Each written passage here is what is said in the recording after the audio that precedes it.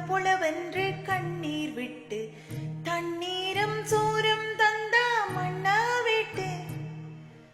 பால் பீச்சும் மாட்டு விட்டு